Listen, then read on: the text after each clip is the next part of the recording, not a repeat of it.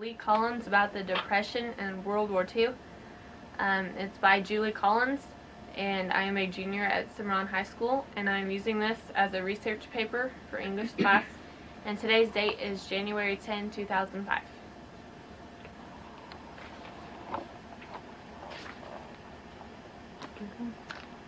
Alright, I guess we're just going to start.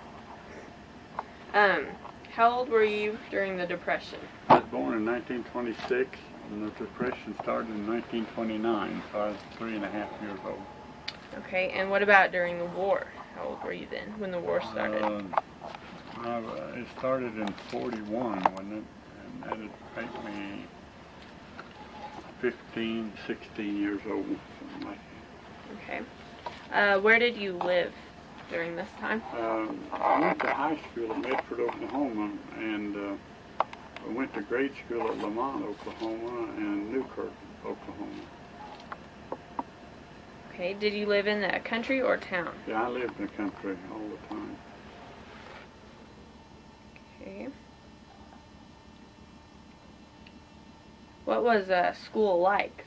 Was it, did you do kind of the things that we do today, or was it? Well, we had basketball and football, but during the high school, we were rationed on gas and stuff, and we didn't have a lot of outside activities, and the other schools couldn't come to play ball and things like that. We didn't have, just pretty local. And grade school, well, we didn't have money to do a lot of things, so we made our own activities mostly. Was it just like a one-room school? Did you have just one teacher? The grade school was one teacher and one school. The high school, when we had regular high school there. Was it difficult to learn just with one teacher, or no. How did they do that? Well, they had each class, and she'd have them get up and recite. And when I guess I was in the 7th or 8th grade, I took the homemaking test and made a better grade than the girls did taking the test. But we could hear everything that went on in the room. Whatever. Okay. What did you do for fun in your spare time? We rode horses and rode a bicycle and played ball and just neighborhood activities mostly. During the summer, every 2 weeks we had a ice cream social and stuff like that. In the wintertime, we had PTAs and meetings and programs, and we'd go to them. And the adults would go and have their activities, and their kids would play games. If it's warm enough, we're outside. And we'd ride around the section and visit other kids with our horses or bicycles, and we just made our own activities. We hunted a lot. Just made our own activities, really. Were there a lot of kids around you, like where you lived? At Newkirk, there was probably 10 or 15 right in the neighborhood there. Lamont, we didn't have very many kids down there. There was less there. I was just started the school there, and I was some of the younger ones, and we didn't have the activities that the older ones did. Did you see any dust storms? Yeah, we had down there in Newkirk and Lamont, the dirt just filtered in, and the sun blocked out and went dark. But then out in western Kansas was where they had real dirt storm that came in. And did they put sheets over there? We didn't down there, but they had to out here. We didn't down there. We didn't have that much. It was real still, and the dirt just settled in. And out here, where they had a lot of wind with it. Do you remember the Jackrabbit drives? Yep, we came out here and went on 2 or 3. My grandparents lived out here, and a couple uncles, and at Garden City, and we went on, 2 or 3 Jackrabbit drives. Did they have these every week, or? I don't know how often they had them. We just happened to be here, and I don't know how often they had them, but they had them regularly though. Were they more so up here in Kansas than in Oklahoma? Yeah, yeah, there was a lot more rabbits. We didn't have that many rabbits down there. How did you feel about the war? Well, it was just one of those things that I never experienced, and we didn't know what to expect. I mean, we just didn't know. In what ways did the war change your activities or habits? Oh, on the farm, we really didn't change things a lot. We were restricted on tires and gasoline, and some of the products we ate was rationed, and but we still went about our activities and done our work, and we were restricted some, but basically we was able to have enough fuel and everything to get our work done. Were other people you knew treated differently because of their race or ethnicity? No, we didn't have any.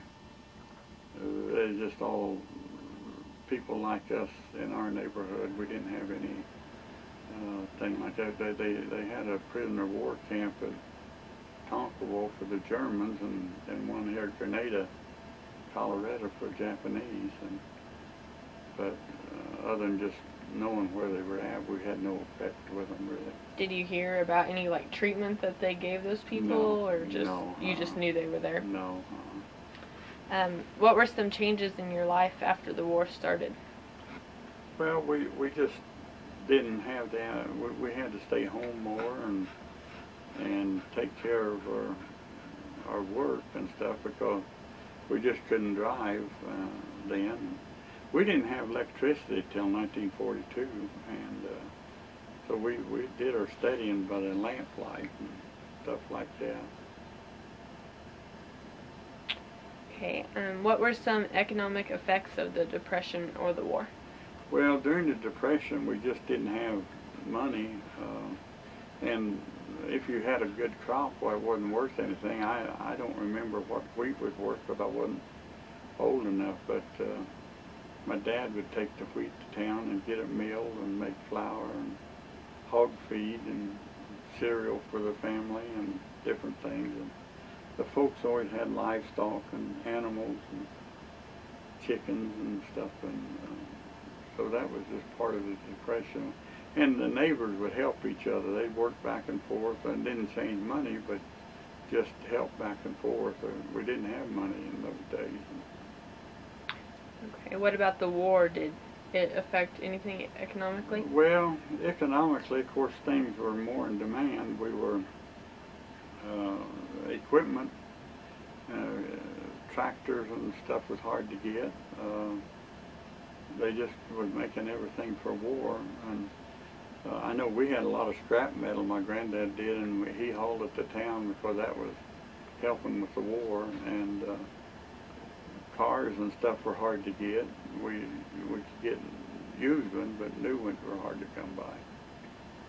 Okay, did you know anyone who was wounded or killed in the war? Yeah, I had some friends and a school teacher that was killed, and yeah, we lost some people. We knew some.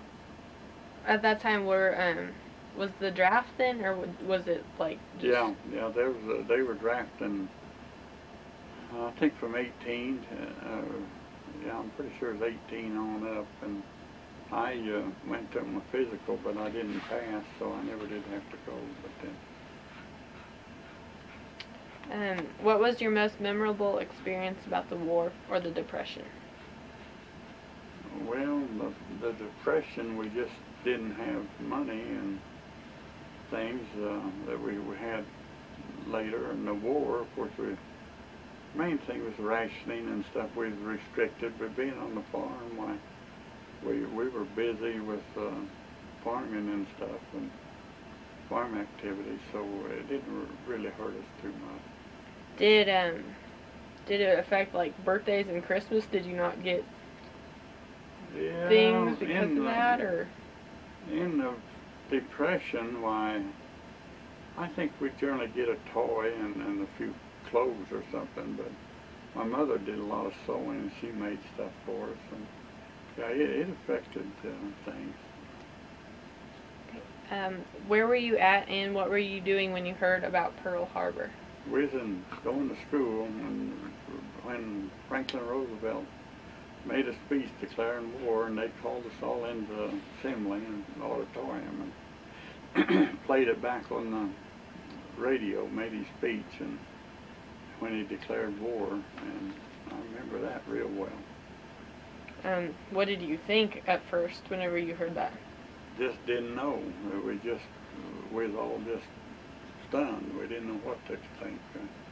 Surprised that it happened. I mean, did others feel the same way you did? Yeah, I think so. I think we all felt about the same.